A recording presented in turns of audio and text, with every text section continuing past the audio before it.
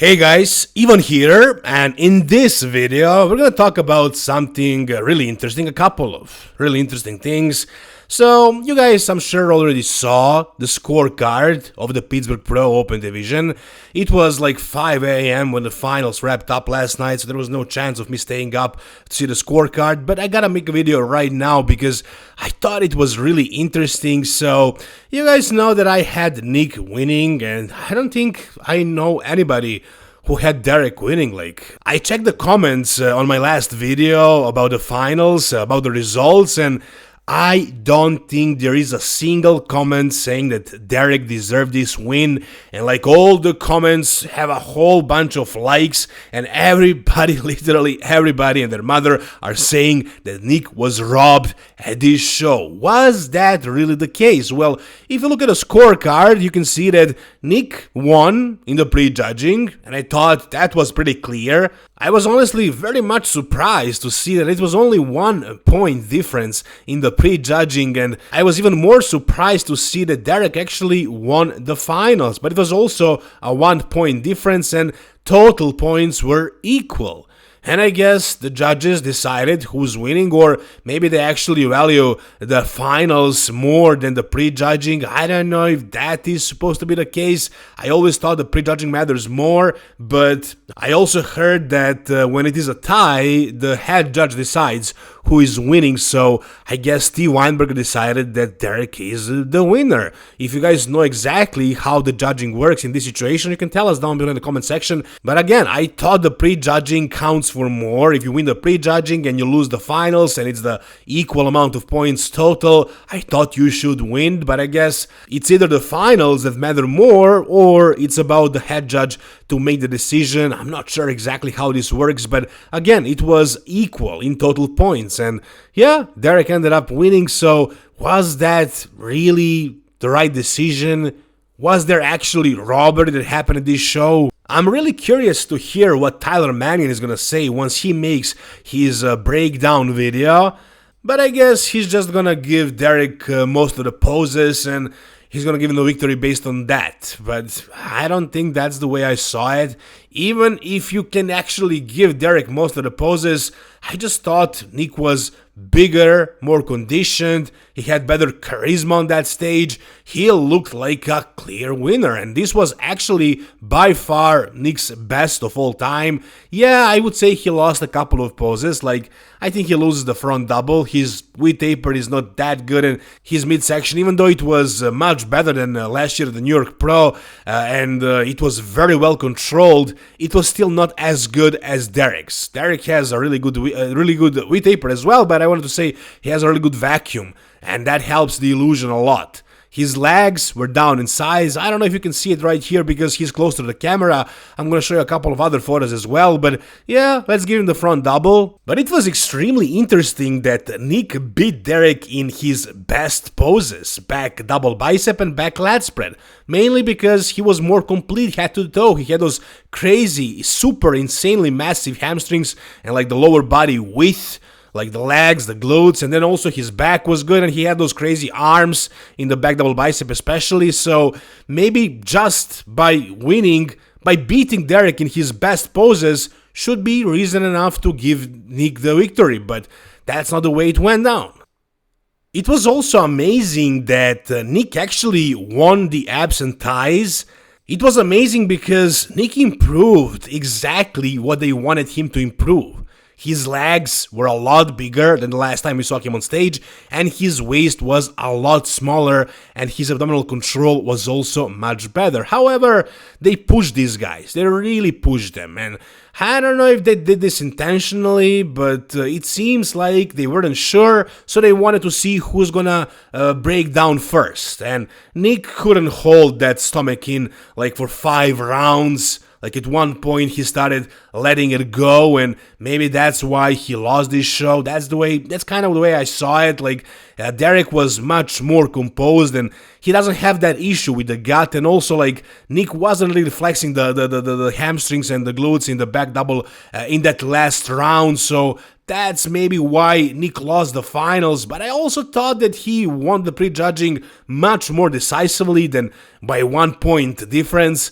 So I don't know. It is definitely very weird. Like most people, the whole internet basically thinks that this was a huge robbery. Do I agree with that?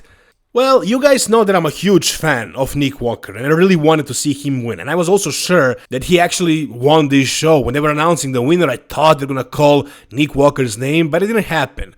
And I was very much surprised, but I always try to figure it out, and like there are some reasons for why he didn't actually win this. Again, the midsection control and like the lack of aesthetics, but was it enough? I don't know. I would say it was a tight battle, but yeah, I still had Nick winning. It's gonna be interesting to hear what Tyler has to say, but there is this one comment that kinda makes sense, and it says that the reason they didn't give Nick this victory is because if he beats Derek here, that also kind of means that he potentially beats Samson, because Derek just beat Samson at the Arnold Classic, and he pretty much brought the same package, very similar package. So if he can beat Derek, he can beat Samson, he can also beat Hari, then that means he can win the Mr. Olympia, and maybe they don't want a physique like that winning the Mr. Olympia and representing the whole bodybuilding, because even though Nick is a complete freak, a complete monster, maybe they want something that's more mainstream, something that most people could find. I don't want to say pleasing to the eye, because most people will always find any bodybuilder too big and too freaky, but guys who look like Derek or like Samson with those aesthetics and really nice shape and everything are definitely more marketable. But I don't know if that comment makes sense, because even if Nick wins here, that doesn't mean that he has to win the Mr. Olympia. They could rob him again at the Mr. Olympia, and they could have given him this victory, but it went down the way it went down once again. What you gonna do? Like, yeah, I really wanted to see Nick win, but it didn't happen. We'll find out soon enough what exactly happened, like why the judges had Derek winning, but you guys tell me, what do you think down below? Another thing that you guys might find interesting is the post that was made by Kyle Wilkes, Nick's coach, and he says, "Happy peak week round 2." So yeah, Nick Walker is doing the New York Pro. We all kinda knew that, but now it's official. He's prepping for the New York. He's doing another peak week, round 2. Let's hope Derek doesn't jump in and ruins Nick's plans once again. I don't think he plans on doing the New York as well. Like that's not happening. But Nick is gonna face a couple of really good guys. I mean, Krijo is doing the show. Yeah, Krijo can't beat Nick. No way, that's not happening. Regan Grimes? Nah, no way. Maybe the only guy that can be a surprise at his show is Colossus Ken, but, you know, that's his pro debut. The guy is a newbie, so what can you expect from a guy that is doing his first pro show, like, to beat a monster like Nick Walker, who just defeated a reigning Arnold Classic champion and a former Mr. Olympia at the pre-judging? Yeah, Nick can beat Derek. He beat him at the pre-judging, and this guy is coming to the New York Pro, and I don't think anybody can stop him. He's going to win his Mr. Olympic qualification over there. Let's hope he's 100% at that show as well. But this was, by far, Nick's best, and I gotta say, Kyle Wilkes kinda maybe didn't receive enough credit for this. I was kinda, I believed they're gonna bring something really good, but I didn't know. I didn't know if Kyle was that good of a coach, but he definitely improved everything on Nick that needed to be improved. I mean, Nick did a lot of work by himself. It's not all about Kyle Wilkes, but, you know, he definitely made a lot of progress, and Kyle was coaching him. You know, Nick brought the weights down, he improved his quads, he brought the best combination of size, conditioning, fullness. I mean, Kyle Wilkes definitely nailed it with Nick here. Nick was at his absolute best of all time. He never brought this with Matt Jansen, so this is definitely a statement. Kyle Wilkes is a great coach, man. And Nick also made a statement, and he says here, statement made, never left. And it was also interesting to me that a lot of people were like, Nick is back, Nick came back, after not being on the stage for a long time, he came back better than ever. He competed last year, guys, literally a year ago, and a year before that as well. So he really never left. Like, he only skipped the Mr. Olympia, but that's about it. Like, he competed every year since he started. So, like, yeah, he came back better than ever, but it's not like he was gone. Like, he competed last year. He wasn't as good as he was here, but he was still there, and he was pretty good.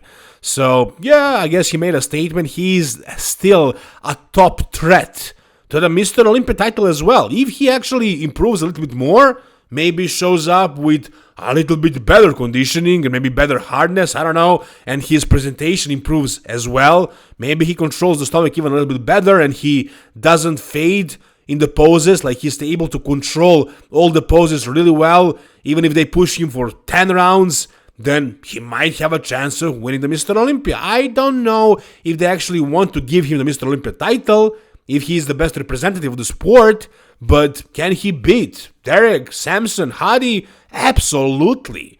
In my opinion, what we saw from Nick right here at this show was potentially better than, let's say, Samson at the Mr. Olympia when he won. I mean, maybe it was. I'm not sure. It was pretty good. It was very, very good. And maybe even better than Hadi when he won the Mr. Olympia. Is it better than Hadi when he won the Arnold Classic? I don't think so. That was something special, but we'll see what these guys are going to bring. If Nick is at his 100%, I think anything can happen. I think he can still win the Mr. Olympia. Like I said, the whole internet is talking about this. Everybody thinks that Nick was robbed, and Chris Bumstead also made a video in which he talks about what happened here. But, you know, he was very neutral. A lot of people sent me this, but there is nothing really interesting here to hear. Like, he only spoke about how it was motivating to see Nick so disappointed that he lost. And, yeah, I get what he's trying to say. Like, Nick really wanted that victory, and he believed that he won. And he didn't hide his emotions on that stage. Nick hated that he lost this. He wasn't okay with that second spot. He really believed that he's the winner. He has that mindset. And yeah, I guess his dreams were crushed last night. And, you know, it was sad to see, but I guess he's going to come back better than ever, hopefully at the Mr. Olympia. I don't know if you guys saw this, but interestingly enough, Terence Ruffin won the Classic Physique also by only 1 point difference at the pre-judging. And in Classic Physique, the finals are not even judged. I don't know why is that. Why are they even doing the finals then? But they're only judging the pre-judging. And just like in the Open, one guy won by only 1 point. But maybe if the finals were judged again, maybe Jose Manuel would turn things around. However, that wasn't the case. It was only the pre-judging that was judged, and Terence won by 1 point. How do I feel about that? Well, you guys know that I had Jose Manuel winning simply because he was taller, bigger, more conditioned, more muscular bodybuilder on that stage, but I understand why he lost. I guess it's just the lack of the classic shape. His quads looked weird and his biceps don't look super aesthetic as well. This guy, especially from behind, he's like a bodybuilder. Not like a classic guy. I mean, he's super massive and the conditioning he brought here was just out of this world. So I thought it was enough to win this, but I guess classic shape matters something in Classic Physique. So Terence Ruffin ended up winning by 1 point. You guys tell me down below, what do you think about this whole situation? If you guys enjoyed this video, give it a thumbs up. For more content like this, subscribe to the channel. Thank you guys so much for watching. See you soon. All the best and bye-bye.